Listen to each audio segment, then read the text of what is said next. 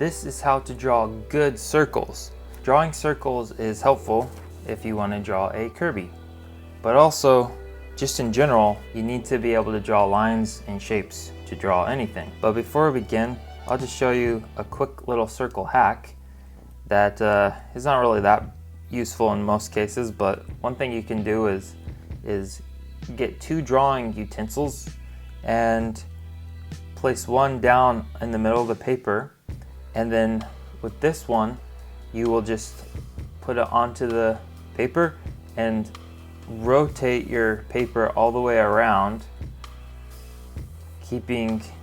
trying not to lose your grip. And that's how you, that's terrible actually. Let me try that again. This is also how you can draw a compass. You just bring it all the way around, and there you go. It's a compass or a clock. But anyways, some drawing tips for circles is, well, for one thing, our hands we're organic machines. We aren't like robots, so it's not that easy to just like draw a circle, even though I just did. But it takes practice because you have to get used to this muscle memory and build up these fine motor muscles that you don't normally use in a certain way. Like even though you writing is different than drawing muscles. So writing is like mostly in the wrist completely, whereas drawing, if you're drawing a bigger shape, you use your whole arm. It comes from your shoulder down to your elbow, down to your wrist. The bigger the circle is, the harder it is to draw it well, but just start doing these circular motions and just keep going around and around and around and around and around. And this will build up over time your ability to draw circles. And you want to do it in different shapes. So you could start out big, go medium, then come in the middle here, and just start practicing this motion before you even put the pencil down. And once you feel comfortable, then slowly put your pencil down and complete the circle. Here's some other ways to draw the circles. I'm just using crappy sketch paper, like copy paper. You know, you don't want to use your good sketch paper on this probably, because this is just practice. These aren't like art pieces that you're going to show. Try to draw a circle, and it's not perfect, but what you do is through the middle, from the top down to the bottom, just draw a straight line, and then horizontally draw a line across it. This gives you a guide for how to sketch the circle. And what you'd want to do is just start out sketching 1/4 right here, and then you kind of know, like from this top point to this side point, you have a frame of reference. So you kind of just sculpt it based off of the other side, because a circle is defined by the distance from the middle to the edges, like its radius. So you just sculpt it according to the quarters. Like think of it as like a pie, and you just slowly sketch in with smaller lines, building it up just all around.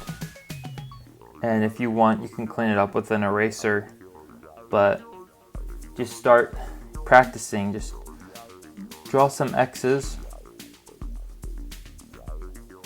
and then start from one point. You could start from the top, the side, or the bottom, and just sketch it in like so.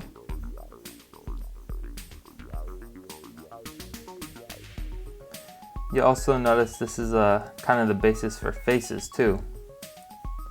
So being able to draw circles, it matters, because then from here you can go on to sketch anything that's like kind of based on the foundation of a circle, such as a head. Think of this as like the cross method. So you can literally just start just sketching with little lines.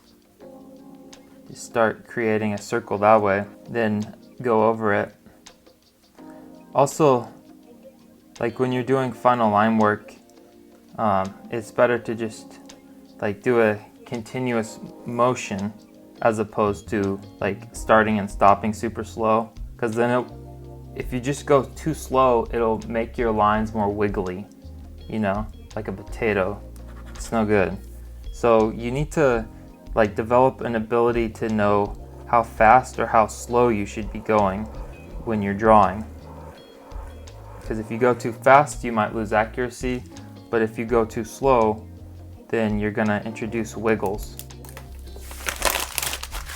This is called the point to point because we're basically gonna use dots to help us. So what you can do is draw a dot and then draw another dot, and all you gotta do is just sketch one side at a time, almost like, think of it like a rainbow. So you're just sketching in this rainbow and you already got half the circle done. Now you go to the bottom and connect this dot to this dot, and you kind of just sculpt it in as mentioned before. And that's another method. Just draw some frame of references, because sometimes it's harder to just like start from one point. So if you have 2 points, it might help you keep track of stuff. And then if you want, you can draw a Kirby.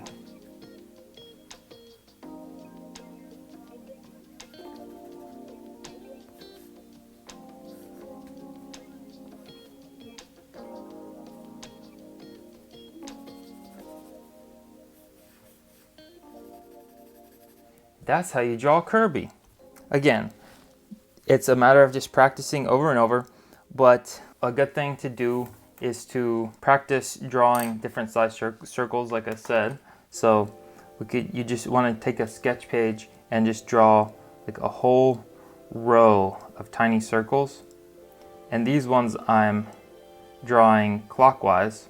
So I'll draw a row of little circles going in this direction. After I complete this row of little circles, I'll go down here, and now I'm gonna draw in the opposite direction, so counterclockwise, and just do a whole other row. Now see, counterclockwise is a little harder for me, so I probably need to practice drawing in this direction a little more, because these circles are a little more wobbly. And then what you want to do is go below these little circles and start drawing medium circles. So maybe 4 times as big, and just try to complete as many rows like this as you can. If you do it every day, you'll start getting better. And then of course you'd want to do even bigger circles, like just circles of all types, all sizes. And you can draw little circles inside. You just got to keep, well, that looks like an eyeball or something else. Anyways,